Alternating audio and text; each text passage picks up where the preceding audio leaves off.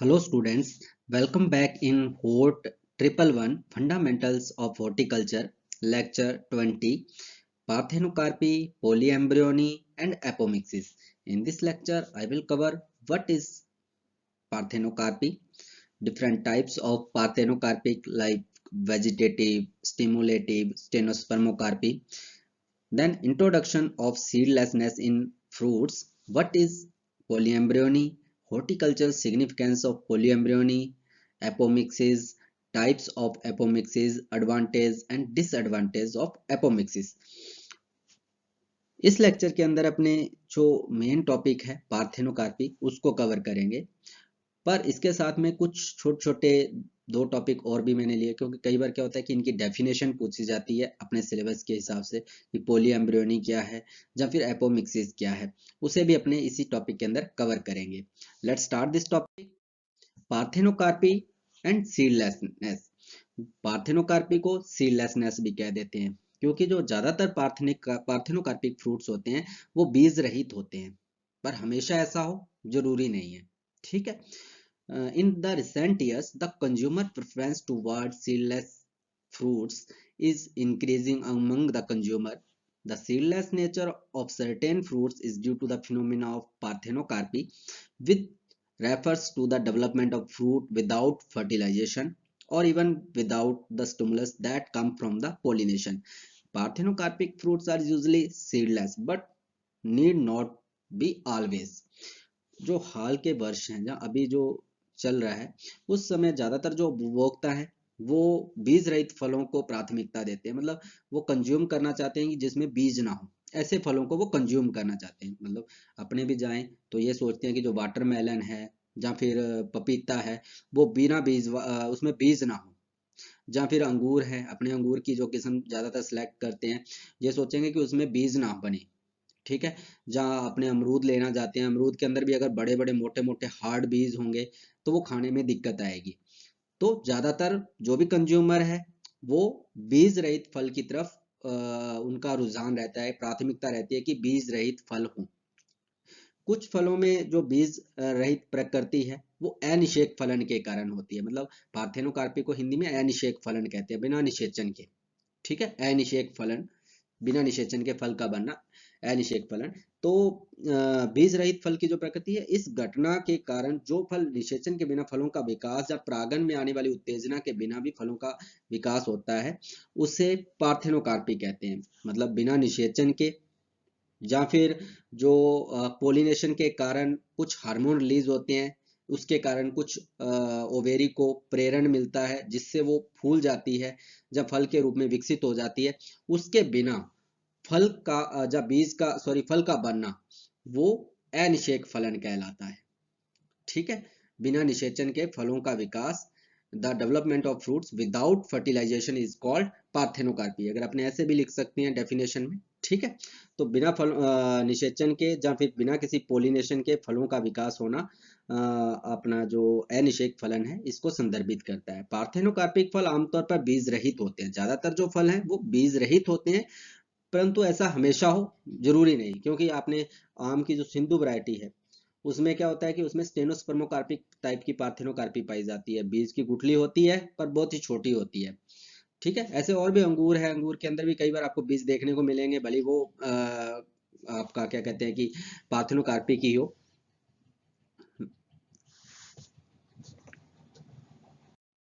Next है types of parthenocarpy. Parthenocarpy या अनिषेक फलन के प्रकार। पहला है वेजिटेटिव पार्थेनोकार्पी, जहां फिर कह सकते हो कायिक अनिषेक फलन। इसमें क्या है कि if a fruit develops even without the stimulus of pollination, then the phenomena is referred to as vegetative parthenocarpy, automatic, example banana and Japanese persimmon। जब फल जो है वो बिना किसी पोलिनेशन के प्रभाव के, मतलब पोलिनेशन के कारण उसमें कोई प्रेरण आए उसके बिना, ठीक है, विकसित होता है। ठीक है, बिना किसी पोलिनेशन के, बिना किसी पोलिनेशन या फर्टिलाइजेशन क्या होगा, पोलिनेशन के विकसित होता है। ठीक है। तो उसे वेजिटेटिव पार्थेनोकार्पी कहते हैं। जैसे केले के अंदर आपने देखा होगा, केले के फल जो होते हैं बिना बीज वाले होते हैं, बीज रहित होते हैं ज्यादातर। ऐसे ही जापानी परसिमोन में भी होता है। मतलब इसमें पोलिनेशन की प्रोसेस भी नहीं होती, बस सीधी ओवेरी अपने आप ही फूलना स्टार्ट कर देती है, बढ़ने स्टार्ट हो जाती है। कई बार ग्रोथ रेगुलेटर का छिड़काव करते हैं, नहीं तो ज्यादातर ये अपने आप ही होना स्टार्ट हो जाता है, फल बनना स्टार्ट हो जाता है, इसलिए इसको ऑटोमेटिक भी बोल देते हैं वेजिटेटिव पार्थेनोकार्पी को। ठीक है, बिना किसी पोलिनेशन की उत्तेजना के फल का विकास होना वेजिटेटिव पार्थेनोकार्पी कहलाती है। सेकंड जो है वो है स्टिमुलेटिव पार्थेनोकार्पी। स्टिमुलेटिव मतलब जो पोलिनेशन उसमें होता है, उसके कारण, पोलिनेशन के कारण उसमें कुछ हार्मोन रिलीज होते हैं। ठीक है, पर हाँ इसमें भी निषेचन नहीं होता, मतलब फर्टिलाइजेशन के बिना होता है। इसमें भी आगे जो प्रोसेस है पोलिनेशन के आगे की प्रोसेस, ठीक है, पोलन ट्यूब बन के निषेचन वाली, वो नहीं होता। बस हाँ इसमें पोलन वहां तक पहुंचते हैं वृत्तिकागर तक, और उसके बाद उसमें एक तरीके का हार्मोन रिलीज होता है जिससे ओवेरी फूलना स्टार्ट हो जाती है। होते क्या, आपने देख लेते हैं वैसे। If a fruit develops from the mayor stimulus of the pollination but without fertilization, the phenomena is known as stimulative parthenocarpy. The female flowers of triploid watermelons require the pollen grains of diploid varieties to develop into a seedless fruit. अगर कह लो कि यदि कोई फल बिना किसी परागन और के जो परागकण होता है, सॉरी बिना किसी नहीं, फल केवल परागन के, सॉरी, ठीक है, फल के ऊपर पोलन गिरे, उसके बाद ही वो विकसित हो, बिना निषेचन के, वो पर आगे भी निषेचन नहीं होना चाहिए, विकसित होता है, तो इस घटना को स्टिमुलेटिव पार्थेनोकार्पी, जहाँ कह सकते हो कि उत्तेजक अनिषेक फलन के रूप में जाना जाता है, मतलब कहा जाता है। ऐसे ही एक एग्जांपल है, जैसे जो ट्राइप्लॉइड वाटरमेलन है, वैसे तो एक्चुअल में जो ट्राइप्लॉइड नेचर है उसका, उसके कारण उसमें पार्थेनोकार्पिक फ्रूट, जहाँ कह लो कि बीज रहित फल पैदा होते हैं। पर अगर ट्राइप्लॉइड वैरायटी को डिप्लॉइड पोलन ग्रेन के साथ, मतलब पोलन से पोलिनेशन होता है, तब जाके उसमें सीडलेस फ्रूट का विकास होता है। ठीक है, और ऐसे ही एक और भी है example, diploid pollen grains give a stimulus to the ovary of guava when self pollinated.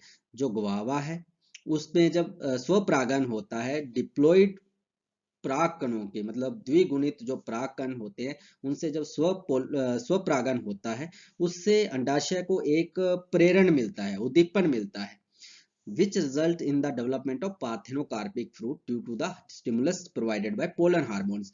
जो पोलन के हार्मोन हैं उनके द्वारा एक उत्तेजना पैदा होती है, जिससे कि जो फल है वो पार्थेनोकार्पिक तरीके से विकसित होता है, मतलब बीज रहित फल विकसित हो जाता है अमरूद के अंदर। ठीक है, इसके अलावा कुछ और भी एग्जाम्पल हैं जिनके अंदर ऐसा होता है, जैसे थॉमसन सीडलेस वैरायटी है ग्रेप्स की, या फिर पपीता है, पपाया है, उसके अंदर भी ऐसा ही होता है। फिर है स्टेनोस्पर्मोकार्पी। स्टेनोस्पर्मोकार्पी क्या है? इन black कोरियंथ variety of grapes, pollination and fertilization take place, but the embryo get aborted subsequently, resulting in seedlessness. This phenomena of development of seedless fruit is referred to as stenospermocarpy. The seedlessness or parthenocarpic fruits are advantageous since there is a greater preference among the consumer for the seedless fruits of the same kind. Example, seedless grapes, guava, oranges. Black Corinth जो अंगूर की किस्म है, उसमें परागन और जो निषेचन है दोनों ही होते हैं। मतलब पहले में आपने पढ़ा कि कुछ भी नहीं होता वेजिटेटिव में, स्टिमुलेटिव में क्या होता है, पोलिनेशन होता है, उसी से हार्मोन रिलीज होते हैं, फर्टिलाइजेशन नहीं होता। तीसरा आपने पढ़ रहे हैं स्टेनोस्पर्मोकार्पी, जिसमें पोलिनेशन भी हो रहा है, फर्टिलाइजेशन भी होता है, पर उसके बाद जो भ्रूण होता है वो अबॉर्ट हो जाता है, मतलब उसका कह लो एक तरीके से गर्भपात हो जाता है। ठीक है, जिसके फलस्वरूप जो फल होते हैं वो बीज रहित बनते हैं। ठीक है, बीज रहित जो ऐसे फल बनते हैं, इस घटना को ही स्टेनोस्पर्मोकार्पी कहा जाता है। और वैसे तो ज्यादातर जो बीज रहित फल होते हैं वो ज्यादातर फायदेमंद होते हैं, क्योंकि जो कंज्यूमर है वो ज्यादा प्रेफरेंस देते हैं बीज रहित फल को, मतलब जिसमें बीज नहीं बनते ऐसे फलों को ज्यादातर वो प्रेफरेंस देते हैं। जैसे मान लो कि आप एक मार्केट से तरबूज लेने जाओ, अगर उसमें बीज कम होंगे, आपसे कह दिया जाए कि इसमें बीज कम है या बीज है ही नहीं, तो आप उसको ज्यादा प्रेफरेंस दोगे, क्योंकि उसको निकाल निकाल के खाना बहुत मुश्किल है। अंगूर है, अंगूर के अंदर भी आप बीज वाले अंगूर को प्रेफरेंस नहीं दोगे, अंगूर जिसमें बीज होंगे वो उसको खाना आप पसंद नहीं करोगे। या फिर अमरूद के अंदर अगर हार्ड बीज है, मान लो कि कठोर कठोर, ठीक है, तो उसको भी खाना आप पसंद नहीं करोगे। आप भी चाहोगे कि इसमें बीज ना हो या फिर सॉफ्ट हो या फिर कम ही बने हुए हों। अब आम की जो सिंधु वैरायटी है, ठीक है, उसमें स्टेनोस्पर्मोकार्पिक पार्थेनोकार्पी पाई जाती है, एक एग्जाम्पल है, ठीक है इसका। नेक्स्ट है, beside the problems of unfruitfulness due to pollination failure, sterility and incompatibility may not arise if a fruit develops parthenocarpically and the growers is assured for good crop, example banana. On drawbacks with the seedless fruit is that they are usually small in size, example black Corinth variety of grapes, and irregular in shape like guava। तो ये problem है परागन की विफलता, या कह लो कि pollination के अंदर जो कभी कभी क्या होता है कि पूरा का पूरा ऑर्चार्ड अफलन की स्थिति में आ जाता है, मतलब फल नहीं बनते। तो ऐसी समस्या किस कारण से हो सकती है कि जहाँ तो परागन की विफलता मतलब पोलिनेशन ना हो, ढंग से ना हो पाए, जहाँ मेल स्टरिलिटी हो, नरबद्धता, या फिर स्व अनिश्चयता हो, सेल्फ इनकम्पेबिलिटी हो, तो ऐसी समस्याओं के कारण अफलन की समस्या नहीं आएगी। अगर आपके बाग के अंदर अनिषेक सॉरी अनिषेक फलन हो रहा है, जब पार्थेनोकार्पिक फ्रूट डेवलप हो रहे हैं, तो ऐसी समस्या नहीं आएगी। आपको पोलिनेशन की तो जरूरत ही नहीं है कि पोलिनेशन हो, जहाँ उसमें नर बद्धता इसके कारण ये हो रहा है, तो आपके अफलन की समस्या नहीं होगी अगर आप उस फलों को आप इस तरीके से डेवलप कर लो। तो यदि कोई फल अनिषेक फलन रूप से विकसित होता है तो और उत्पादक को अच्छी फसल मतलब आश्वासन देता है। मतलब कहने का मतलब है कि जैसे केला है, केले के अंदर क्या होता है कि अगर पोलिनेशन ना हो, मान लो किसी भी कारण से पोलिनेशन ना हो पाए, तो भी फल का विकास हो, तो जो फार्मर होगा उसको एश्योर हो जाएगा कि मेरे तो अगर पोलिनेशन नहीं होगा, भले ही मैं पोलिनेशन जो पोलिनाइजर वैरायटीज है वो नहीं उगा रहा, या फिर पोलिनेटर मेरे बाग में नहीं है, या कोई और कारण से मेरा पोलिनेशन नहीं हो पा रहा, पर मुझे एश्योरिटी है कि मेरी पूरी की पूरी फसल पैदा हो जाएगी, मतलब फल बन जाएंगे, ठीक है, विकसित हो जाएंगे, तो आश्वासन देता है।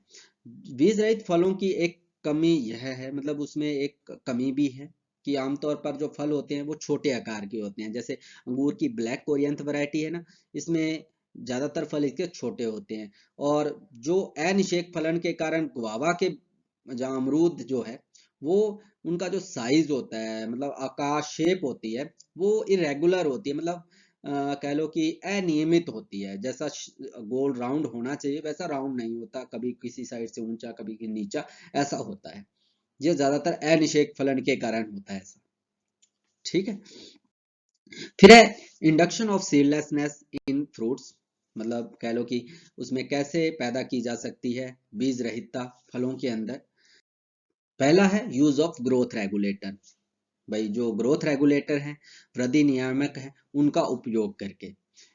Application of GA3 at 800 ppm in linolene paste or the cut end of the style of the emasculated flowers of guava resulted in the development of seedless fruits। मतलब ये कुछ रिसर्च बेस्ड है कि कुछ ग्रोथ रेगुलेटर, जैसे मान लो कि gibberellic acid है, उसकी जो लगभग 8000 ppm की जो मात्रा है, ठीक है, जो भृतिकागर के कटे हुए सिरे पर अगर इसको लगाया जाता है, इसका पेस्ट लगाया जाता है, जो एमास्कुलेटेड फ्लावर होते हैं, मतलब उनमें से पोलन जो है उनको हटा दिया जाता है, ऐसे फलों के ऊपर लगाया जाता है, तो इससे बीज रहित फल विकसित होते हैं।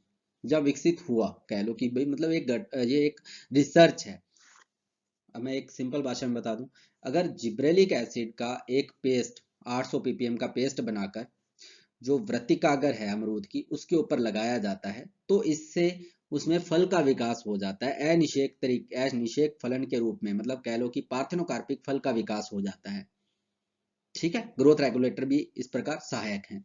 दूसरा इसी प्रकार से similarly seedlessness in locust was induced by spraying GA 100 to 200 ppm on the musculated flower।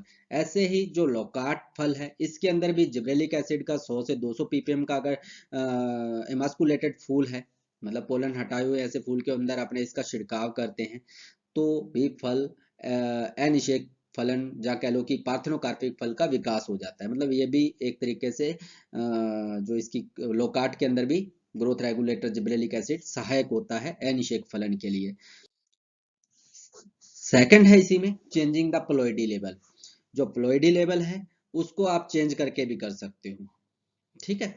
It was first demonstrated in Japan that by developing a triploid watermelon 2N33 by crossing tetraploid into diploid varieties, seedlessness could be achieved.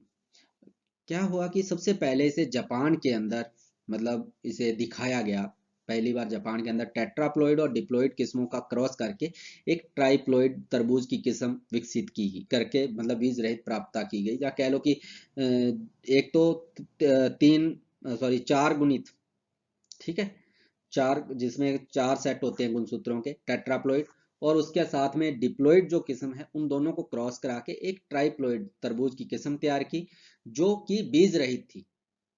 ठीक है, मतलब ploidy level change कर दिया, एक तो tetraploid थी एक diploid थी, उससे ट्राइप्लॉइड किस्म तैयार की जो बीज रहित थी। ठीक है, मतलब प्लॉइडी लेवल चेंज हुआ। प्राकृतिक रूप से उपलब्ध बीज रहित अमरूद की किस्में ऑटो पोलिप्लॉइडी, कह लो कि किस्में जो होती हैं ऑटो पोलिप्लॉइडी ट्रिप्लॉइड के कारण होती है, मतलब जो उसमें बीज रहितता होती है वो जनरली ऑटो पॉलीप्लॉइडी लेवल के कारण होते हैं, यानी कि ट्राइप्लॉइड किस्मों के कारण ही अमरूद के अंदर बीज रहितता होती है, न कि पार्थेनिक कार्पिक फलों के विकास के कारण। मतलब उनमें जो पार्थेनोकार्पिक अपने कह देते हैं कि पोलिनेशन हुआ या कुछ भी हुआ उसके कारण, वेजिटेटिव स्टिमुलेटिव, उसके कारण नहीं होता, पर उसके जो प्लॉइडी लेवल होता है ना उसके कारण, जैसे मैंने वाटरमेलन के अंदर भी आपको बताया था, जो ट्राइप्लॉइड नेचर है उसके कारण उसमें पार्थेनोकार्पिक फल का विकास होता है। ठीक है, उसमें कहा गया था कि ट्राइप्लॉइड किस्म के साथ द्विगुणित जो पोलन ग्रेन या डिप्लॉइड वैरायटी के पोलन ग्रेन के साथ जब क्रॉस होता है या कुछ भी होता है उसके बाद जो फल विकसित होते हैं वो आपके सीड रहित फल विकसित होते हैं, बीज रहित। ठीक है, पर ऐसा नहीं होता, ज्यादातर जो ट्राइप्लॉइड या जो प्लॉइडी लेवल जिनका चेंज होता है उनमें ज्यादातर फल जो है बीज रहित ही पैदा होते हैं। फिर नेक्स्ट है parthenogenesis. In some plants fruit develops parthenocarpically, still they produce viable seed, example mangosteen and strawberry. This phenomena is referred to as parthenogenesis. The seedlings of such fruits are genetically uniform. In certain cases, seeds develop parthenogenetically, but they are not viable. In example, apple. When female flowers of jack are pollinated with the pollen grains of breadfruit, seeds do not form in jack, but they did not germinate as they are non-viable. कहने का मतलब है कि कुछ पौधों में फल अनिषेक फलन से विकसित होते हैं। ठीक है, अनिषेक फलन से ही विकसित होते हैं, फिर भी वे जीवन क्षम होते हैं, मतलब वाइबल होते हैं, वाइबल बीज पैदा करते हैं, फिर भी मतलब वो वाइबल बीज पैदा करते हैं, जैसे मैंगोस्टीन है या फिर स्ट्रॉबेरी कुछ एग्जाम्पल हैं। इस घटना को पार्थेनोजेनेसिस कहा जाता है। मतलब दोनों में अनिषेक फलन से बीजों का विकास भी होता है, वो बीज जीवन क्षम भी होते हैं, वाइबल भी होते हैं, एग्जाम्पल भी दे दिया स्ट्रॉबेरी, और ऐसी इस प्रोसेस को पार्थेनोजेनेसिस कहा जाता है। और ऐसे फल जो पौधे होते हैं या सीडलिंग्स होती हैं वो आनुवांशिक रूप से समान होती हैं, यूनिफॉर्म होती हैं, एक जैसी होती हैं, कहने का मतलब। ठीक है, वो पेरेंट जैसी ही होती हैं जैसा उसका पेरेंट्स होता है।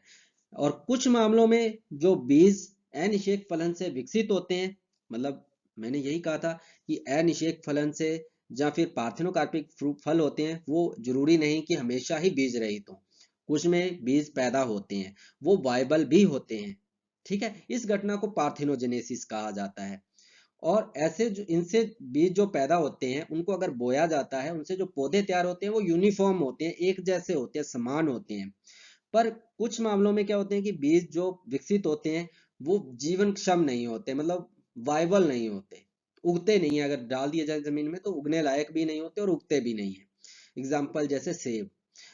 और ऐसा ही जब कटल के जो मादा फलों को ब्रेड फ्रूट के जो मादा पराग कणों से परागित किया जाता है, जो मतलब कटल है, ठीक है, कटल के मादा फूल को ब्रेड फ्रूट भी एक उसी की एक स्पीसीज है, सेम जीनस की एक ही स्पीसीज है। ठीक है, तो ब्रेड फ्रूट से अगर क्रॉस कराया जाता है तो बीज तो बनते हैं, पर अंकुरित नहीं होते, मतलब वो जीवन क्षम नहीं होते, नॉन वायबल होते हैं। ये भी एक एग्जाम्पल है, ठीक है, पार्थेनोजेनेसिस। नेक्स्ट है अपना टॉपिक पोली एम्ब्रियोनी। पोली एम्ब्रियोनी मतलब बहुभ्रूणता, ठीक है, बहुभ्रूणता कह देते हैं, मतलब एक ही बीज के अंदर दो भ्रूण का विकसित होना, दो या एक से अधिक भ्रूण का विकसित होना, ठीक है। जनरली दो देखने को मिलते हैं, जैसे आम है, जामुन है, इनके अंदर या फिर नींबू के अंदर आपको देखने को मिलता है। Polyembryony means that more than one embryo develops within a single seed.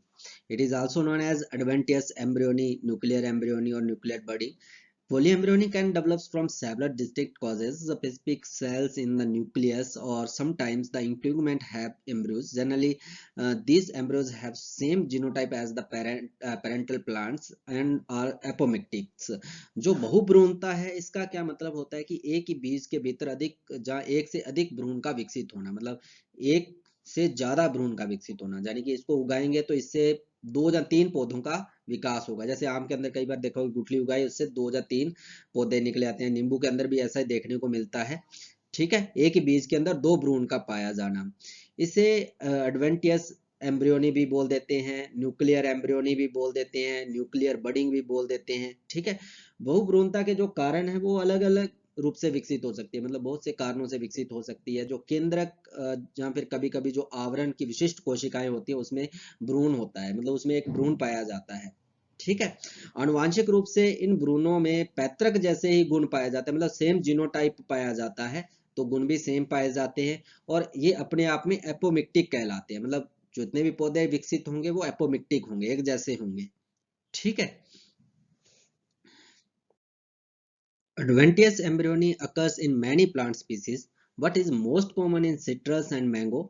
In these species, both zygotic and apomictic embryos are produced. In other species, example Optunia, and no pollination और fertilization is needed. जो adventitious embryony है, बहुत सी species के अंदर आपको देखने को मिलेगी, और बहुत ही ज्यादा कॉमन आम के अंदर और नींबू के अंदर ये देखने को मिलती है। इन दी स्पीसीज, ये बोथ, मतलब उनमें इन ऐसी जो स्पीसीज है उनके अंदर दो प्रकार की, यानी कि जाइगोटिक और एपोमिक्टिक टाइप के एम्ब्रियो का जब भ्रूण का विकास होता है, मतलब ऐसे भ्रूण को विकसित करते हैं, ठीक है। इन अदर स्पीसीज जैसे ऑप्टिनिया है, इनमें फर्टिलाइजेशन और पोलिनेशन की भी आवश्यकता नहीं होती, मतलब भ्रूण को विकसित होने के लिए, ठीक है। Polyembryony is common in mango and citrus. जो पोलीएम्ब्रियोनी है, बहुभ्रूणता है, वो आम के अंदर और नींबू के अंदर बहुत ही कॉमन होती है। इसके अलावा जो ट्राइफोलिएट ऑरेंज है, Poncirus trifoliata, several seedlings arise from one seed. जो ट्राइफोलिएट ऑरेंज होता है उसमें भी एक जो बीज होता है उससे बहुत सारे पौधों का जहाँ पौध निकलती है, ठीक है, पौधे निकलते हैं, एक ही बीज बोया उसमें से दो या तीन पौधे एक साथ निकलते हुए दिखेंगे आपको।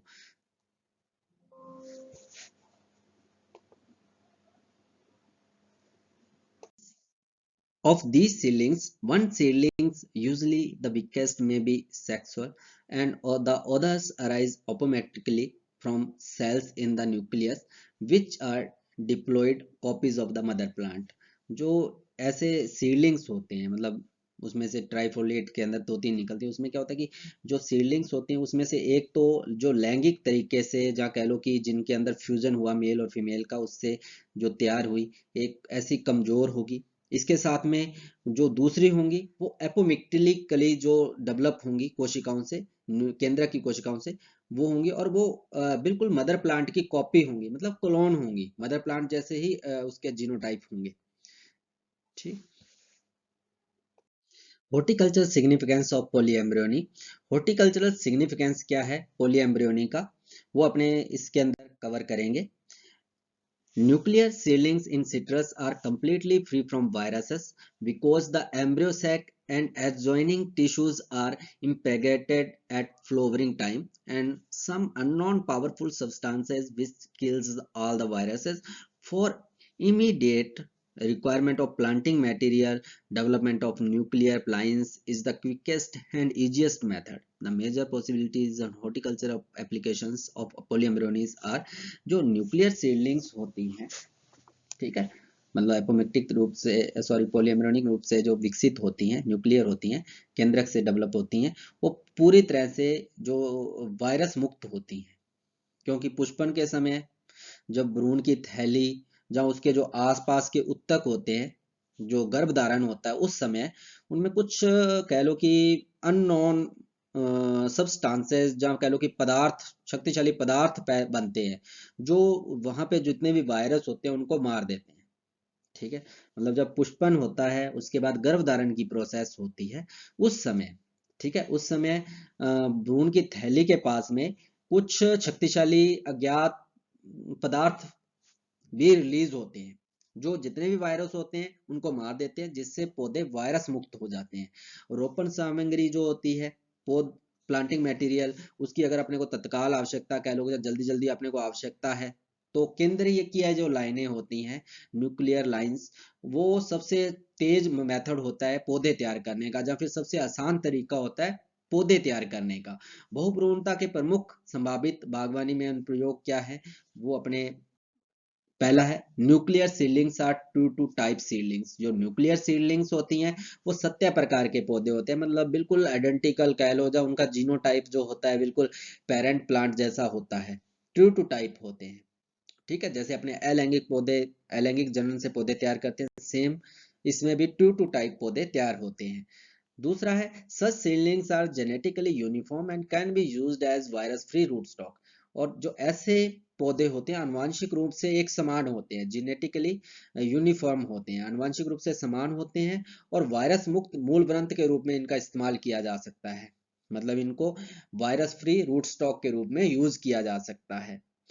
इसके अलावा मोर विग्रस सीडलिंग्स, जो continuous vegetative propagation leads to decline vigour in citrus, जो इससे पौधे तैयार होते हैं ज्यादा ओजस्वी, जो कह लो जहाँ बहुत ही जोरदार पौधे तैयार होते हैं।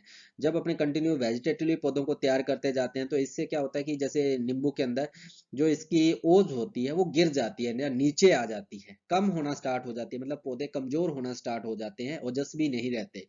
पर हाँ, इससे क्या होता है कि जो पौधे तैयार होंगे वो विग्रस होंगे, ज्यादा ओजस्वी होंगे। Development of virus free seedlings and budwood, इससे आप वायरस फ्री पौध तैयार कर सकते हो, या फिर जो कटिंग के लिए बड चाहिए आपको, ठीक है, वो तैयार कर सकते हो। सिग्निफिकेंस इन ब्रीडिंग प्रोग्राम, इसके अलावा इनका जो उपयोग है वो ब्रीडिंग, जो प्रजनन नई किस्में तैयार करने के अंदर भी इसका यूज किया जा सकता है, इससे नए पौधे की किस्में तैयार की जा सकती हैं। नेक्स्ट है एपोमिक्सिस।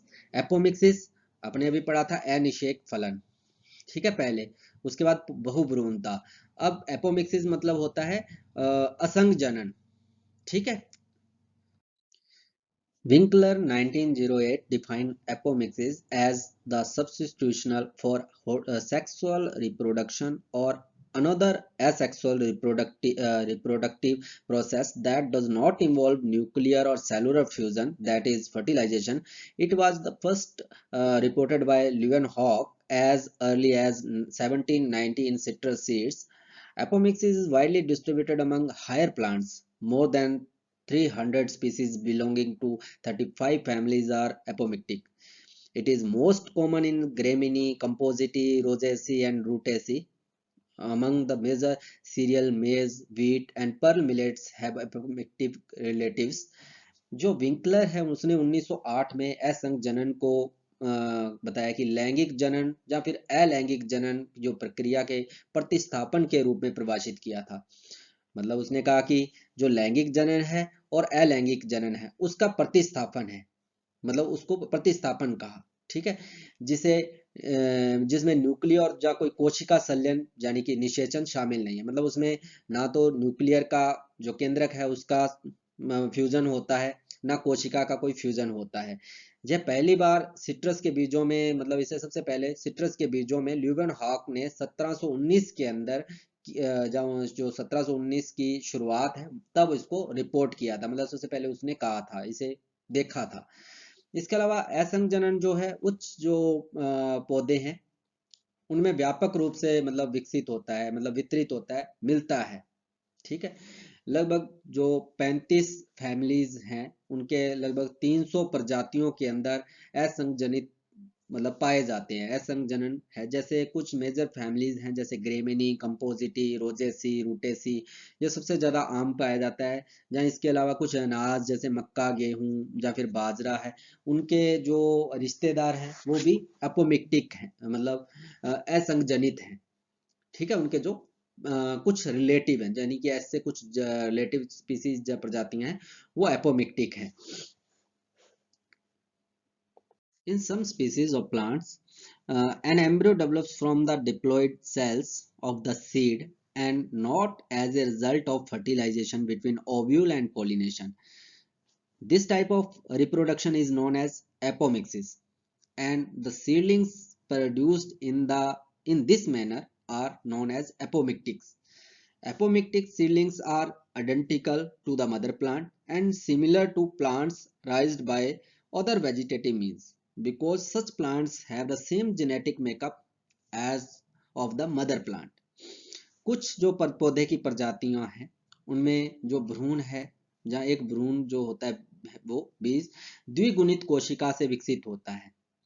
ठीक है, भ्रूण द्विगुणित कोशिका से विकसित होता है, न कि जो बीजांड है जहाँ फिर पराग के बीच निषेचन के कारण, यानी कि बीजांड और पराग के अंदर जो निषेचन होता है मेल और फीमेल का, उसके फलस्वरूप नहीं, जो द्विगुणित कोशिकाओं होती हैं उनसे विकसित होता है।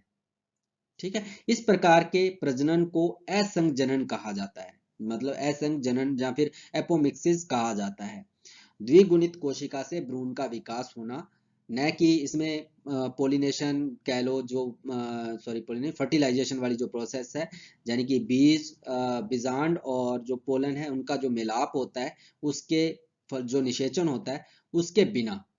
ठीक है, द्विगुणित कोशिका से भ्रूण का विकास होना, इस प्रकार के जो रहते हैं उसे असंजनन कहा जाता है। और इस प्रकार से जो पौधे तैयार होते हैं वो एपोमिक्सिक कहलाते हैं। असंजनन से जो पौधे विकसित होते हैं वो मातर पौधे के समान होते हैं। जो पेरेंट प्लांट होता है वो उसके बिल्कुल आइडेंटिकल होते हैं। ठीक है, जैसे कि अन्य कोई वानस्पतिक विधियां हैं, कायिक विधियां होती हैं, कटिंग बडिंग ग्राफ्टिंग से पौधे तैयार करते हैं, वैसे ही समान होते हैं। जैसे असंजनन से पौधे तैयार होंगे वो भी वैसे ही गुण अपने पेरेंट जैसे शो करेंगे, वैसे ही जो अलैंगिक पौधे तैयार होंगे अलैंगिक जनन से वो सेम। क्योंकि ऐसे पौधों में जो आनुवांशिक बनावट होती है, जेनेटिक मेकअप होता है, वो बिल्कुल सेम होता है, यानी कि जीनोटाइप बिल्कुल सेम होता है जैसा कि पेरेंट के अंदर पाया जाता है। Such seedlings are completely free from viruses. ऐसी जो सीडलिंग्स होती हैं वो वायरस से फ्री होती हैं।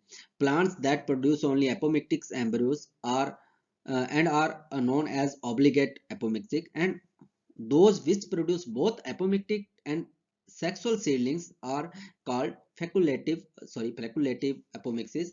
जो ऐसे वैसे तो ये कह लो कि ऐसे पौधे जो होते हैं विषाणुओं से बिल्कुल मुक्त होते हैं, जिनमें अकेला एपोमिक्टिक भ्रूण विकसित होता है, मतलब डिप्लॉइड कोशिका से भ्रूण का विकास होता है, उन्हें बद्ध एपोमिक्टिक्स कहा जाता है, मतलब ऑब्लिगेट कहा जाता है। एक तरीके से ऑब्लिगेट एपोमिक्सिस कहा जाता है, मतलब इसमें दूसरा भ्रूण नहीं पाया जाता। और कभी कभी क्या होता है कि उसमें एपोमिक्टिक भ्रूण भी होता है, और जो सेक्सुअल गैमीट्स मेल और फीमेल गैमीट्स मिलके उसके बाद भ्रूण बनते हैं, दोनों टाइप के भ्रूण पाए जाते हैं, दोनों टाइप का प्रोड्यूस करते हैं, मतलब उस बीज के अंदर दो भ्रूण पाए जाते हैं, ऐसे फ्लोकुलेटिव एपोमिक्टिस कहलाते हैं। ठीक है, मतलब वैकल्पिक, जिनमें दोनों टाइप के भ्रूण पाए जाते हैं। टाइप्स ऑफ एपोमिक्सिस, एपोमिक्सिस के जो प्रकार हैं, वैसे ज्यादा डीपली जाने की जरूरत नहीं है, वैसे तो डेफिनेशन तक ही अपने को काफी था, पर हाँ अपने इसको आगे भी पढ़ रहे हैं कि कौन कौन से इसके टाइप हैं एपोमिक्सिस के। तो फर्स्ट है recurrent apomixis. In this type of apomixis, the embryo develops from the diploid egg cell or from the diploid cells of the embryo sac without fertilization. As a result, the egg has normal diploid number of chromosomes, just like the mother plants. The species where recurrent apomixis commonly occur are Parthenium, rubus, Malus, Allium, Red Bocchia, Poa, Taraxacum etcetera, ये कुछ species हैं। तो जो recurrent apomixis है, recurrent apomixis में क्या होता है कि जो भ्रूण है वो द्विगुणित अंड कोशिका से या फिर भ्रूण थैली की द्विगुणित कोशिका से बिना निषेचन के विकसित होता है। ठीक है, बिना निषेचन के द्विगुणित कोई भी जो अंड कोशिका है, जहाँ तो एग सेल है, या फिर एम्ब्रियोसेक की कोई द्विगुणित कोशिका है, उससे विकसित होता है, जिससे जो इसके डिप्लॉइड नंबर, क्रोमोसोम नंबर होते हैं बिल्कुल सेम होते हैं जैसे कि पेरेंट प्लांट के होते हैं।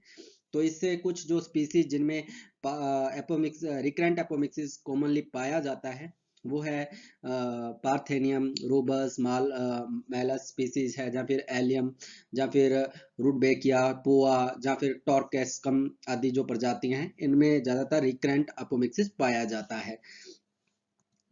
नेक्स्ट है non-recurrent apomixis. In this case, the embryo develops either from the haploid egg cell or from the some other haploid cells of embryo sac. In this case, haploid plants are produced which contain only one set of chromosome of the mother plant. Hence, the haploid plants are sterile in nature and cannot be normally perpetuated into the next generation. Non recurrent apomixis common जो है occurs only in a few species such as Solanum nigrum, Lilium species etcetera. जो non recurrent apomixis है, ठीक है, इसमें क्या होता है, जो भी भ्रूण का विकास होगा वो हैप्लोइड सेल से होगा, जहां तो वो एग सेल यानी कि अंड को जो कोशिका है, हैप्लोइड अंड कोशिका है उससे, जहां फिर जो भ्रूण थैली है उसकी जो अगुणित कोशिका है उससे विकसित होगा। आपने जो पहले पढ़ा था रिकरेंट, उसमें क्या था कि वो डिप्लॉइड सेल से विकसित हो रहा था, और नॉन रिकरेंट के अंदर वो हैप्लॉइड सेल से विकसित होता है, जिसके कारण इनमें जो मदर प्लांट है उसका एक सेट क्रोमोसोम का ही पाया जाता है। ठीक है, जिसके कारण जो ऐसे पौधे विकसित होते हैं, हैप्लॉइड पौधे तैयार होते हैं, वो नेचर के अंदर बद्ध होते हैं, जस्ट स्ट्राइल होते हैं, मतलब कह लो कि इनसे आगे इनको आगे प्रिपेचुएट नहीं किया जा सकता, इनसे नए पौधे, जहाँ कह लो कि इनको नेक्स्ट जनरेशन में पौधे तैयार नहीं होते, मतलब अगर इनको अपने वापिस बीज से प्रवर्धित करने की कोशिश करेंगे तो ऐसे पौधे प्रवर्धित नहीं होते, प्रिपेचुएट नहीं होते। ठीक है, और जो ये कुछ स्पीसीज के अंदर जनरली जहाँ कह लो कि मिलता है, देखने को मिलता है, जैसे सोलेनम नाइग्रम है या लिलियम है, ऐसी स्पीसीज के अंदर ये ज्यादातर देखने को मिलता है। ठीक है, दोनों में अंतर पता लग गया। रिकरेंट के अंदर जो भ्रूण विकसित होता है वो एग सेल की डिप्लॉइड कोशिका से या फिर एम्ब्रोसेक की डिप्लॉइड कोशिका से होता है, और इसमें जो एम्ब्रियो का डेवलपमेंट होता है, जब भ्रूण का विकास होता है, वो एग सेल की हैप्लॉइड कोशिका से, जब फिर जो एम्ब्रोसेक है उसकी हैप्लॉइड कोशिका से होता है। ठीक है, दोनों में डिफरेंस था। अब नेक्स्ट है, थर्ड है न्यूक्लियर एम्ब्रियोनी और adventitious embryony. In this type of apomixis, the embryo arises from diploid sporophytic cells outside the embryo sac, that is cell of the nucleus, integuments, etc. This type of apomixis is quite common in citrus and certain varieties of mangoes, where fertilization occur normally and sexual plus a number of apomictic nucleus embryo develops। जो इस प्रकार का apomixis है वो ज्यादातर जो इसमें भ्रूण का विकास होता है वो भ्रूण की थैली के बाहर जो स्पोरोफिटिक द्विगुणित स्पोरोफिटिक कोशिकाएं होती हैं, यानी न्यूक्लियस या फिर झिल्ली आदि की कोशिकाएं होती हैं, उनसे उत्पन्न होता है। ठीक है, मतलब इसमें जो भ्रूण एपोमिक्सिक भ्रूण का विकास होता है वो भ्रूण की थैली जो है उससे बाहर की जो डिप्लॉइड स्पोरोफिटिक कोशिकाएं होती हैं, जैसे न्यूक्लियस के अंदर या झिल्ली के अंदर, उनसे विकसित होता है। इस प्रकार का जो ये प्रकार का एपोमिक्टिक है ये सिट्रस के अंदर और आम के अंदर, इनकी कुछ किस्मों के अंदर सामान्य रूप से मिलता है, जहां निषेचन जो है सामान्य रूप से होता है, मतलब फर्टिलाइजेशन होता है, और लैंगिक के साथ साथ कई एपोमिक्टिक भ्रूण भी विकसित होते हैं, न्यूक्लियर भ्रूण भी विकसित होते हैं, मतलब ठीक है, लैंगिक तो होते ही होते हैं, उसके साथ कई एपोमिक्टिक होते हैं जैसे आम के अंदर। तो उनमें जो एपोमिक्टिक होते हैं न्यूक्लियर भ्रूण वो इसी के कारण डेवलप होते हैं, यानी कि वो झिल्ली आदि की कोशिकाओं से ही विकसित होते हैं। फोर्थ है वेजिटेटिव एपोमिक्सिस और बुलबिल्स। In some species of plants such as allium, agave, poa, etc., these flowers in an inflorescence are replaced by bulbils or vegetative buds, which sprouts while still on mother plants and turn into new daughter plants। जो कुछ प्रजातियां हैं जैसे allium है, agave है, या फिर poor species है, इनमें जो पुष्पक्रम होते हैं उसमें फूल जो होते हैं वो बुलबिल या फिर वानस्पतिक कलियों में प्रतिस्थापित हो जाते हैं। मतलब कह लो कि उनकी जगह, फूलों की जगह वो कलियां बन जाती हैं, वानस्पतिक कलियां बुलबिल के रूप में या फिर एक कह लो कि कलियों के रूप में विकसित हो जाती हैं। और वो बुलबिल्स जो होते हैं, बुलबिल्स होते हैं जो, वो अंकुरित हो जाते हैं पौधे के ऊपर ही। जब मतलब वो पुष्पक्रम या कह लो कि फल पौधे के ऊपर लगे हुए होते हैं, उसी टाइम वो अंकुरित भी हो जाते हैं और नई संतति पौधों के रूप में विकसित बदल जाते हैं। ठीक है। ऐसे ज्यादातर जो एलियम स्पीसीज है जैसे प्याज है, लहसुन है, या अगेव की कुछ स्पीसीज है, या फिर पोआ कुछ इसकी कुछ स्पीसीज है, उनके अंदर ऐसा कुछ पाया जाता है। ठीक है। फिर है एडवांटेजेस ऑफ एफोमिक्सिस, मतलब एडवांटेज या फिर कह लो कि लाभ क्या है इसके। पहला है assured reproduction in the absence of pollinators such as the extreme environment. जो पोलिनेटर हैं जैसे हनी बीज हैं या फिर हाउस फ्लाइज या कुछ और इंसेक्ट कीट हैं, जब वो बहुत ज़्यादा टेम्परेचर चरम पे होता है, एनवायरनमेंट अनुपयुक्त होता है, ठीक है, कह लो कि बरसात हो रही है, उस समय उनकी पोलिनेशन नहीं कर पाते। ऐसे समय में वो जो रिप्रोडक्शन प्रोसेस है उसको इंश्योर करता है, मतलब सुनिश्चित करता है, मतलब प्रजनन की जो प्रोसेस है वो कंप्लीट करता है कि बिना किसी पोलिनेटर के पोलिनेशन के, फर्टिलाइजेशन के फल विकसित हो जाता है। ठीक है। दूसरा है maternal energy not wasted in unfit offsprings cost of meiosis. जो मैटरनल एनर्जी है मतलब मातृ ऊर्जा, यानी कि मेल और फीमेल गैमीट मिलेंगे, फिर उसके बाद फ्यूजन होगा, फिर उसके बाद एक ऐसी संतान पैदा होगी जो अपने लिए आवश्यक नहीं है, यानी कि वो उसमें गुण ऐसे नहीं है जिनको अपने को जरूरत नहीं है, तो उसमें ऊर्जा फालतू की वेस्ट हुई। मतलब अर्धसूत्रीय विभाजन की जो हानि से, उसकी लागत के अंदर जो हानि होती है उससे बचना। ठीक है। मतलब उसमें एनर्जी तो पौधे की लगी बनाने के लिए, जबकि अपने को उनकी जरूरत ही नहीं है, तो ऐसी ऊर्जा व्यर्थ नहीं जाती, एक लाभ ये है। दूसरा है some apomictic plants but not all avoid the male energy cost of producing pollens. इसके अंदर कुछ जो एपोमेटिक प्लांट्स है, मतलब सारे तो नहीं, हाँ उनमें भी जो मेल एनर्जी है, ठीक है, पोलन प्रोड्यूस करने के अंदर जो उनकी एनर्जी लगती है वो भी बच जाती है। ठीक है। फिर है डिसएडवांटेज हानियां क्या है इसकी।